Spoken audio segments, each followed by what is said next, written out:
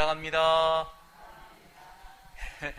인사할 때 우리 사랑합니다, 축복합니다 인사하는데, 오늘은 어린이 주일이니까 좀 어린이답게 좀 어린이처럼 좀 밝고 좀 정겹게 그렇게 한번 인사해 볼게요. 사랑합니다, 축복합니다. 예. 이렇게만 하면 어린이스러운 건가요? 예, 아무튼 어린이스럽다는 것은 순수하다는 거예요. 예, 어린이스럽다는 것은 순수하고 또 겸손하고 이제 그런 거예요. 그래서 예수님께서 그렇게 말씀하셨죠. 하나님 나라는 누구의 것이다? 어린 아이와 같은 자들의 것이다. 하나님의 나라는요, 어린 아이와 같은 자들의 것이에요. 그래서 어린 아이처럼 아주 순수하게 믿음을 받아들여요. 뭐 비교하고 뭐 의심하고 이런 게 아니라 애들은 그냥 그렇게 좋아요. 그러면 쓱 받아들여요. 예, 그런 믿음, 순수한 믿음. 또 그리고 낮고 겸손한 믿음이에요. 예, 그래서 뭐 내가 높은 자가 돼가지고 뭐 하는 나라가 좋으면 얼마나 좋겠어. 뭐 이런 마음이 아니고, 하나님 나라 그러면 너무 높이 보이고, 하나님 나라 그러면 너무 대단해 보이고, 그래가지고 이 낮고 겸손한 자들이 그 얘기만 하면 그냥 아멘 하고 받는 그런 마음. 천국은요, 하나님 나라는요, 그런 마음을 가진 자들의 것이에요. 그런 마음을 가진 자여야 하나님의 나라를 맞이하고 누리고 느끼고 그걸 나눌 수가 있어요. 우리 성도들이 다 그렇게 되기를 간절히 축원합니다. 어린아이가 되고 싶지 않으세요? 예. 그런 자에게 하나님의 나라가 주어진다 그러면 당연히 어린아이가 돼야죠. 어린아이가 돼야 내가 하나님의 나라를 취할 수 있다고 하면 어린아이처럼 그런 마음을 가져야죠. 그런데 우리는 점점 나이가 들어가죠. 예, 우리 작년 예배니까 시간은 가고 나이는 들고 몸은 늙고 막 그래서 좀 어린 이 주일 같은 경우에는 도대체 어떻게 해야 되나 그런 생각을 할지 모르지만, 여러분, 우리는요 하나님 앞에서 다 어린아이입니다. 하나님의 나이가 엄청 많으시기 때문에 하나님 앞에서 우리는 영원히 어린아이예요. 그러므로 하나님 앞에 오늘 설 때 내가 하나님 앞에 어린아이로 섰다 하는 마음으로 하나님을 바라보고 그렇게 대하시기를 간절히 바랍니다. 그러면요 기쁨이 있고 행복이 있어요. 그리고 이 특별히 어린이 주일이니까 또 진짜 실제 내 아들, 딸과 또 손주들이 있죠. 그들에게 이 하나님 믿는 믿음이 동일하게 전수되고, 그래서 모두가 하나님을 잘 섬기는 믿음의 가정 될 수 있기를 간절히 축원합니다. 자, 그런데 우리가 그러한 마음으로 나도 천국을 소유하고 우리 자녀들도 천국을 소유하고, 그래서 하나님 나라에서 사는 그 기쁨을 누리기 위해서 우리가 이 어린이 주일에 생각해야 될 것은 뭐냐? 예. 어떻게 하면 우리 자녀들을 하나님 잘 믿는 자녀로 그렇게 성장시킬 수 있을까? 그렇게 양육할 수 있을까? 그것을 생각해야 된다는 말이죠. 예. 지금까지 나는 잘해왔다 이런 분이 계실지도 모르지만, 그러나 이 세상이 워낙에 드세고 악하기 때문에 순수한 하나님의 그 백성으로 자녀로 이 우리의 자녀들을 양육한다고 하는 것은 쉬운 일이 아니에요. 늘 고민하고 또 핵심이 어디에 있는지 우리가 깊이 생각하고 그걸 붙잡아야지 가능한 일이다라고 하는 거죠.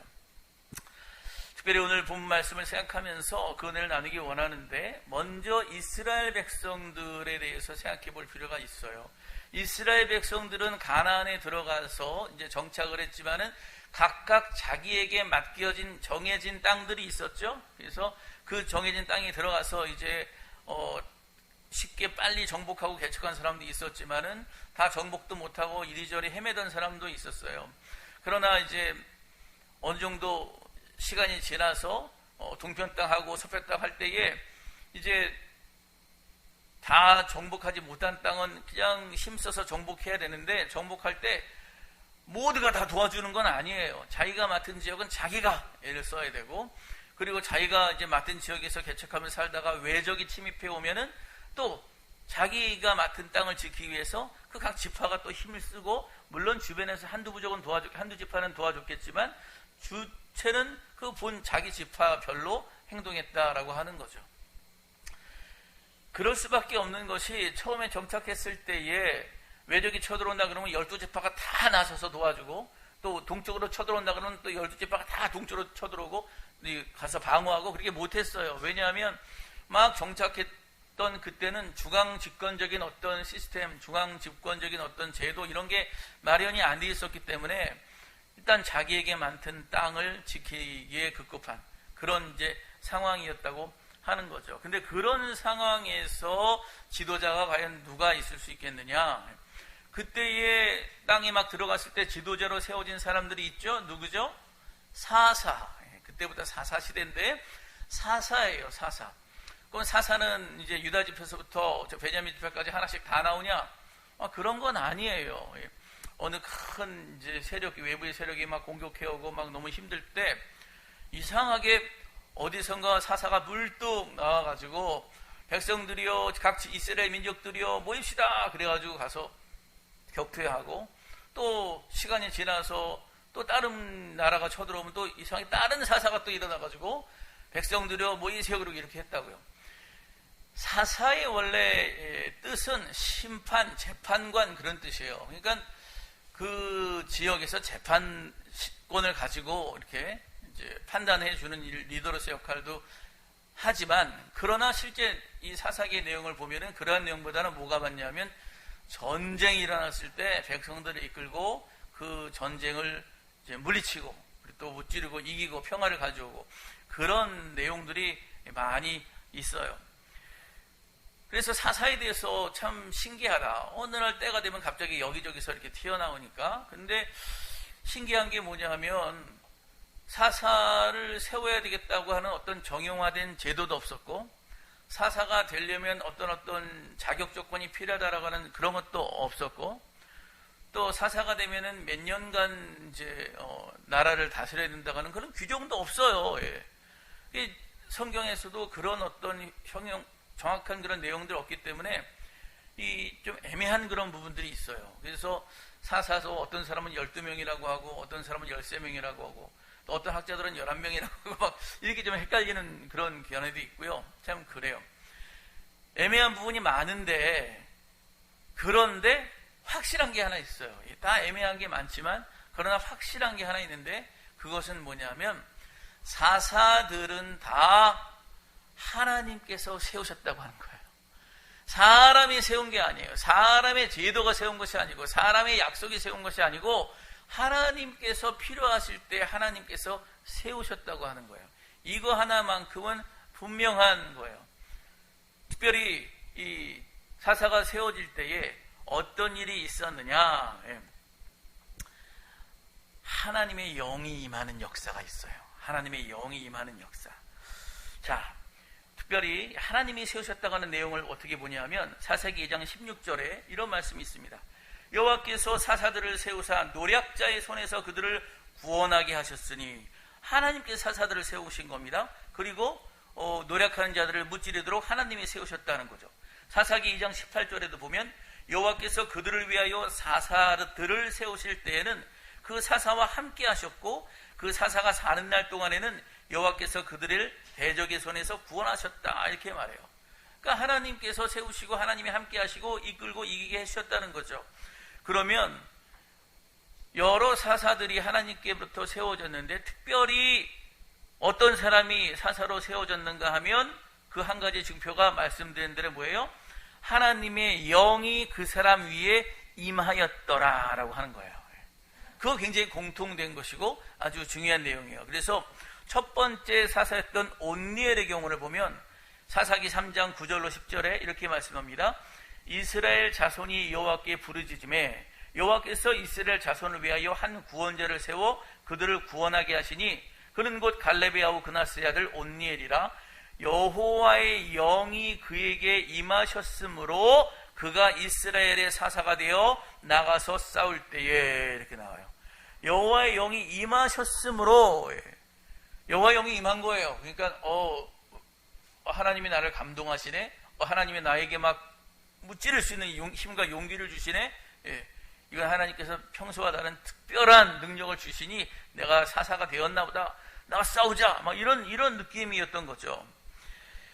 그게 이 하나님의 영이 임하였다는 것이 사사가 된 하나의 증표가, 정확한 증표가 되었던 거예요. 다섯 번째 사사였던 기드온의 경우도 보면 사사기 6장 34절에 그렇게 나와요. 여호와의 영이 기드온에게 임하시니 기드온이 나팔을 불매, 이렇게 나오죠. 여덟 번째 사사인 입다의 경우에도 보면 사사기 11장 29절에 이에 여호와의 영이 입다에게 임하시니, 이렇게 나오고요.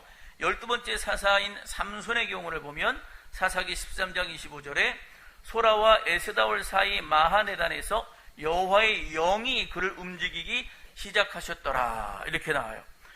그러니까 하나님의 영을 체험하는 순간부터 하나님이 나를 쓰시는구나 깨닫고 내가 사사로 임명됐나 보다, 이렇게 하나님이 나를 세우셨나 보다 생각하고만 움직이기 시작한 거고, 다른 백성들도 막 위기가 있을 때 특별히 하나님의 영이 임한 사람의 그 특별한 능력과 감동과 그 역사가 있잖아요. 그걸 딱 보고 아, 하나님이 저 사람을 사사로 세웠나 보다, 나도 저 사람이 싸우자 그러면 싸우고 저 사람이 나가서 전쟁해라 그러면 전쟁하고 내가 순종해야 되겠구나, 그런 생각을 했다라고 하는 거죠. 하나님께서 세우시고 하나님의 영이 임하시고 그를 감동하여 사용하셨다. 여러분, 하나님이 그 일을 행하십니다. 왕이 없어도 돼요, 안 돼요?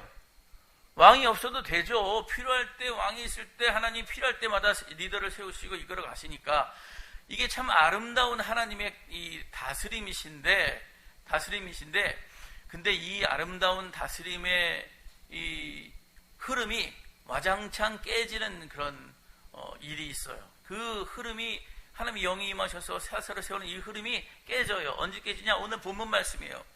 오늘 본문 말씀 사무엘상 8장 1절로 2절에 보니까 어떻게 깨어지냐 하면, 사무엘이 늙음에 아들들을 이스라엘 사사로 삼으니 장자의 이름은 요엘이요 차자의 이름은 아비야라. 요엘과 아비야가 사무엘 다음에 사사로 세워졌는데 그들이 사사가 된 것은 뭐 때문이냐? 하나님의 영이 그들에게 임하여 세워진 게 아니고, 그런 말이 없고, 누가 세웠어요? 아버지가 세웠어요. 아버지 사무엘이 다음 사사는 내 아들들이야 이러고 세우셨다고 하는 거죠. 예.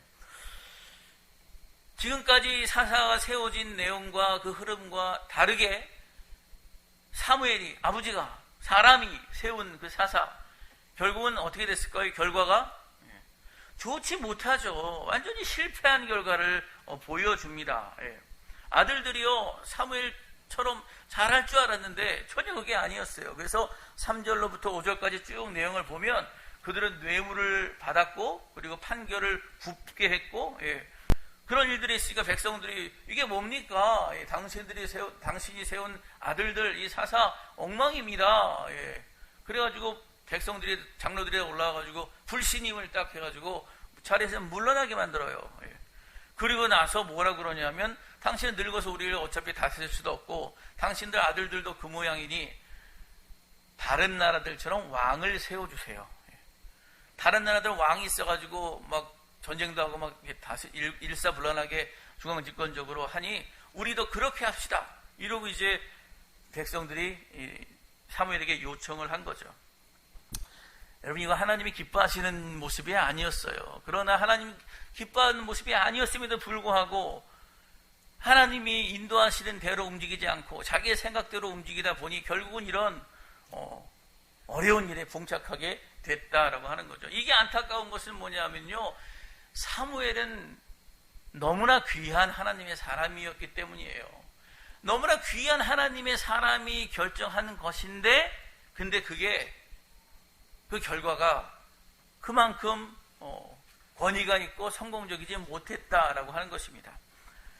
예레미야 15장 1절에 보면요, 이 사무엘의 위대함이 나와요. 예레미야 15장 1절에 보면 이렇게 말합니다. 여호와께서 내게 이르시되 모세와 사무엘이 내 앞에 섰다 할지라도 내 마음은 이 백성을 향할 수 없나니, 그래요. 예레미야 선지자가 예언을 하는데 하나님에서 감동을 주어서 나오는 말이 모세와 사무엘이 내 앞에 섰다 할지라도, 이런 말 써요. 무슨 말이에요? 하나님이 사무엘을 모세와 비견할 정도로 훌륭한 사람으로 그렇게 인정하셨다는 거예요. 야, 이런 사람인데 말이죠. 예. 그 맥을 계속해서 이어나가야 되는데 그 맥이 다음 세대로, 다음 때로 이어지지 못했기 때문에 너무나 이 치명적인, 너무나 안타까운 그런 사건이다, 이렇게 말할 수 있는 거예요. 사무엘상 3장 19절에 보면요, 사무엘이 자라매 여호와께서 그와 함께 계셔서 그의 말이 하나도 땅에 떨어지지 않게 하시니, 그가 말하면 하나도 이루어지지 않는 것이 없고 헛소리가 없고 정말 막 존귀한 그런 사람이 사무엘이었는데 어째 사무엘이 이런 실수를 범했냐 이거예요. 사무엘상 7장에 보면은요, 미스바 대각성을 일으키고 그것을 보고 막 전쟁하러 온 블레셋을 완전히 물리쳐서 에베네셀의 하나님, 여기까지도 오신 하나님, 그 역사가 일으킨 사무엘인데 어찌 이런 비극이, 이런 치명적인 어려움에 봉착하게 되었느냐 하는 거죠. 그러나 그럼에도 불구하고 어떤 일이 실패한 것이냐에 대해서 복귀할 필요가 있는 거죠. 그래서 그 요점을 살펴보면 사무엘의 첫 번째 실수는 뭐냐? 하나님이 세워야 되는 사사를 사람인 자기가 세웠다. 이거 실패한 거예요. 이거 분명히 잘못한 거죠. 요즘 사회에서 흔히 말하는 아빠 찬스를 활용해서 이 요엘과 아비야가 사사가 되었다는 거죠. 여러분, 그렇게 되면은요, 백성들이 그 권위, 사사가 그렇게 된 사람들에 대해서 그 권위에 제대로 순종하지 않아요. 하나님이 세우셨다 해야지 그 사람 앞에 순종하지. 사람이 세운 거야, 인간이 세운 거야. 그 정도 마음을 박아주는요, 순종도 없고, 거기에는 어떤 영향력도 나타나지 않고 권위도 없는 거죠. 만약에 사무엘이 그때 그렇게 자기가 세우지 않고 하나님께 기도했어야죠. 하나님, 제가 나이가 늙었습니다. 나이가 들어서 더 이상 백성들 섬길 힘이 없습니다. 하나님, 다음 사사는 어떤 사사를 하나님 택해 주시면 좋겠는지요? 하나님 알려주세요. 뭐 이렇게 기도를 했어야지. 하나님의 음성을 듣고 준비를 했어야지. 근데 그런 거 안 하고 자기가 내가 이렇게 훌륭하게 여기까지 잘해왔으니, 내가 또 이렇게 훌륭하게 사역하는 것을 내 아들이 다 잘하면서 봤으니, 내 아들들 평생 그거 보고 자란 애들인데 사사시킨다고 못할 게 뭐가 있냐. 막 이렇게 했다가 전혀 그렇지 않은 결과를 나타내게 되었다라고 하는 거예요. 두 번째 사무엘의 실수는 뭐냐면요, 정말 아들들을 사사로 세울 생각이었으면 그러면 사사들에게 나타난 공통된 특징이 있는지 확인을 했어야죠. 그게 뭐예요? 하나님의 영이 아들들에게 임했는지 그걸 확인해야죠. 정말 그들이 하나님의 영에 감동되어서 하나님께 의뢰하고 하나님께 기도하고 하나님의 인도함을 따라가고, 어렵고 힘들어도 내 생각대로 안 하고 하나님의 말씀을 쫓아 살려고 애를 쓰고 하는 그런 모습이 있었는지 확인을 해야지. 근데 하나님의 영이 임하지도 않았는데, 그 증거가 확실하지도 않은데, 그리고 자기가 정말 하나님의 영이 임하도록 하나님의 음성을 듣고 하나님 등을 인도하심을 쫓아가도록 그렇게 기도하고 그렇게 훈련했냐? 그런 것도 아니란 말이에요. 그런데 그 아들들을 자기의 생각대로, 자기의 임의로 이만하면 되겠지 하고 세웠다는 것이죠. 그게 실패다. 사실 사무엘이 자녀들을 얼마나 사랑했겠어요. 그죠? 정말 나라를 사랑하고 하나님을 사랑하는 마음을 가진 사무엘이 자녀들엔 사랑이 없겠어요? 그리고 그걸 떠나서 모든 부모들은 자녀에 대한 사랑이 끔찍합니다. 여러분들도 여러분의 자녀들 너무 사랑하시죠? 내 자식을 위해서라면 뭐든지 다 해주고 싶죠?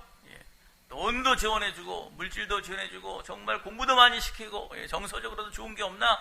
내가 어떻게나 하나라도 더 해줄까? 뭐 이게 이제 부모의 자녀를 향한 공통된 그런 마음이에요. 그러나 여러분, 그럼에도 불구하고 우리가 오늘 말씀에서 배워야 될 것이 있는 줄 믿습니다.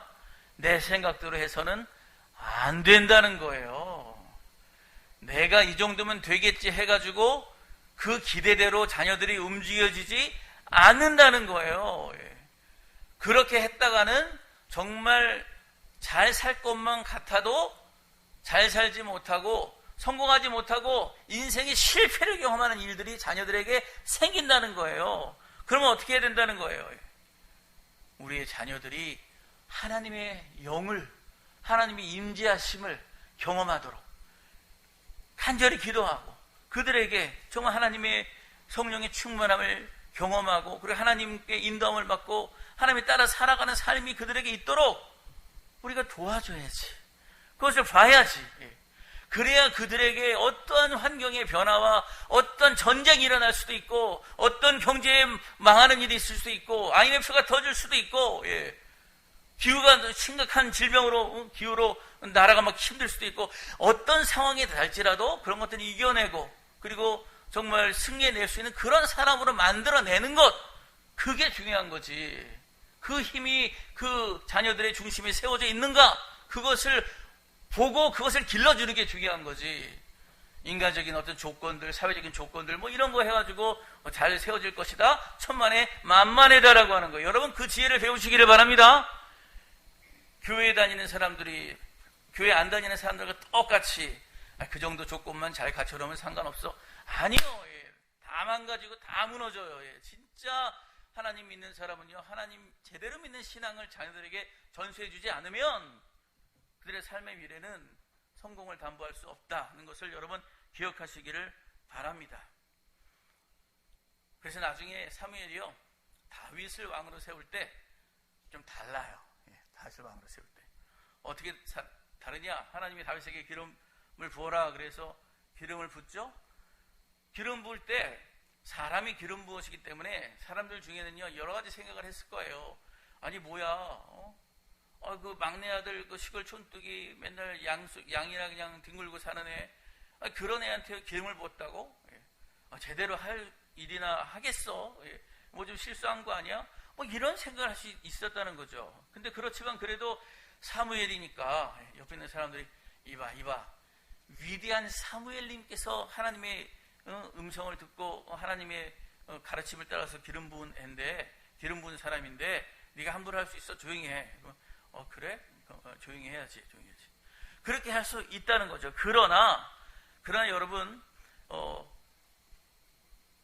사무엘은요, 이 다윗에게 기름 부은 다음에 사람들이 여러 마리 궁성궁성했다 할지라도 한마디 도와주는 말을 하지 않습니다. 다윗은 이런 사람이에요. 다윗은 그럴 만한 자격이 있어. 이런 말 하지 않아요. 그냥 기름 붓고 끝이에요. 왜요? 사사로 세우고 하나님이 왕으로 기름 부어 세운 것은 자기가 세우는 게 아니기 때문에. 자기가 아들 세워봐서 알거든요. 자기가 아들 세워서 내 아들이야, 내가 가르쳤어, 내가 다 했어 막 이러고 자기가 후견으로 서봤자 다 실패했거든요. 그러니까 하나님이 하시는 일이야. 나 하나님이 기름 부으라 했으니 기름 부을 뿐이야. 그리고 2단계 뭐가 있어야 돼요? 하나님의 영이 임했느냐 임하지 않느냐, 그게 중요한 거죠. 그래서 기름 부은 다음에 봅니다. 아무나 안 하고 봐요. 보는데 어떤 일이 있었어요? 다윗이 기름 부음을 받으니 하나님의 영에 강하게 감동된 장면을 보게 돼요. 그것을 본 다음에 사무엘은 이제 됐다예요. 이제 됐다. 말없이 떠나버립니다. 이제 하나님한테 맡기는 거예요. 왜요? 하나님의 영이 감동되었으니 하나님께서 붙잡고 하나님께서 이끌어 주실 것이기 때문에 내가 이래라 저래라 할 게 아니다 라고 하는 것을 사무엘이 자기 아들의 실패를 통해서 처절하게 깨달은 거죠. 그리고 하나님께 맡기고 아주 가뿐하게 미련 없이 떠납니다. 실제로 여러분, 다윗은요, 이 왕이 되기 위해서 사울에게 얼마나 고통을 당하며 광야를 헤매며 정말 배고프며 누명 쓰며 죽을 일들이 엄청 많으며 굉장한 난관이 있었잖아요. 그러나 하나님의 영에 감동되었기 때문에 어렵고 힘들 때마다 무릎 꿇고 하나님께 기도하고, 어려운 일이 있을 때마다 하나님의 선한 그 말씀을 생각하며, 내가 죄악에 빠질 수 있었어도 내 생각이 아니라 하나님의 생각대로 했기 때문에 그걸 절제할 줄 알고, 그렇게 됨으로 말미암아 하나님이 이끄시는 이스라엘의 위대한 왕이 되었는 줄 믿습니다. 다윗이 위대한 왕이 된 것은 사무엘의 기름 부어서 된 게 아니고 하나님께서 하나님의 영으로 충만하게 하시고, 다윗이 하나님의 충만하여서 그 믿음의 생활을 놓지 아니하고 주의 붙잡힌 바 되었기 때문에 가능한 일이었다라고 하는 거죠. 그러므로 여러분, 여러분의 자녀들 다 있을 텐데, 여러분의 자녀도 있고 여러분의 손자도 있죠. 자녀들을 볼 때에 뭘 봐야 되느냐, 뭘 봐야 되느냐. 우리 집은 믿음의 사람이고 나는 우리 집의 믿음의 어른이고, 그러니 내가 우리 자녀들, 우리의 손주들 볼 때 자녀들과 손주들에게 하나님의 영에 감동된 모습이 있는지, 하나님의 영에 감동되어 저가 스스로 어려운 짓을 때나 무릎 꿇고 기도하면서 하나님 붙잡고 나아가는 그런 자세가 되어 있는지 그거를 확인해야 되는 거예요. 제가 우리 가정 예배 드릴 때 또 감사한 것은 뭐냐면 애들이 예배를 드리고 기도하면서 조금씩 좋아져요. 예, 아무 생각 없는 그런 애들인 줄 알았는데 처음엔 굉장히 어색하고 좀 그런 거 잘 못하고 했는데 시간이 이렇게 지날수록 좋아져요. 특별히 우리 막내가 가끔 보면 제일 어린데 제일 철없는데 기도를 제법 감동 있게 할 때가 있어요. 심지어는요 교회를 위해서 기도해요. 예. 교회에 코로나 있는 어르신들 얘기하면서 들은 게 있다고 막내가 그렇게 기도해요. 예. 그 학교에서 그 채플 있는데 채플에서 들으면 사실 애들이 학교에서 방송으로 채플하는 거 제대로 들어요. 근데 제법 집중해서 듣는 것 같아요. 예. 누가 하래도 하지 말래도 자기가 가서 이렇게 집중하고 하나님이 뭐라 말씀하시나 관심 있고 듣는다는 거예요. 그걸 보면서 제가 마음이 감사가 되는 거예요. 그래, 되어져 가고 있구나. 그래, 하나님이 원하시는 기뻐하시는 그런 중심으로 들어가고 있구나. 그러면서 제가 굉장히 감사하게 주 앞에 기도하게 되더라고요.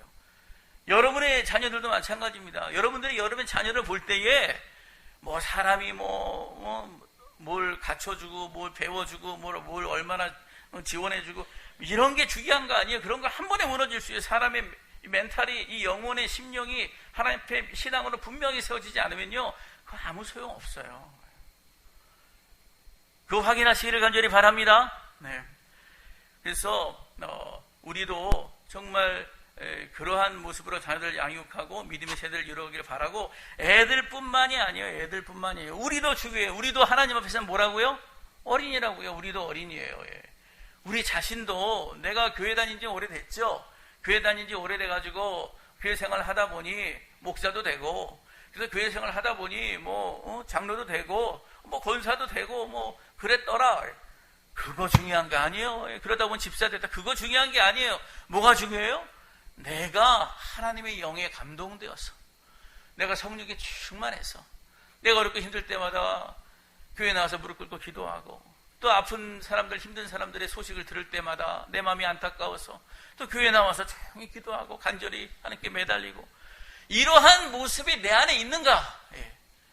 아니면 조금 힘들고 사회가 어렵고 물질이 좀 쫄리고 그러면은 그냥 벌벌벌벌 떨면서 말이죠. 어떻게 해야 될지 모르겠고 원망이 나오고 불평이 나오고 이러면서 하늘에 주는 평강도 누리지 못하고 이렇게 힘들게 사는가? 예. 만약에 내가 정말 성령에 붙들려서 그 하나님의 인도하심을 받아서 살지 못하고 있다면 여러분 온전한 하나님의 사람이 되었다고 말할 수 없어요. 그게 안 되면요 내 다음 세대에게 신앙을 전수해 줄 수가 없어요. 뭘 가지고 전수해 줄 거예요? 그랬다더라 이거 가지고는 안 돼요. 성령의 충만함을 힘입은 그 감동의 놀라운 영적 체험 또는 영적인 경험, 말씀에 근거해서 내가 믿음 안에서 거둔 귀한 열매들 이런 것들이 내 안에 있어야 그것을 가지고 전달해 줄 수 있는 거예요.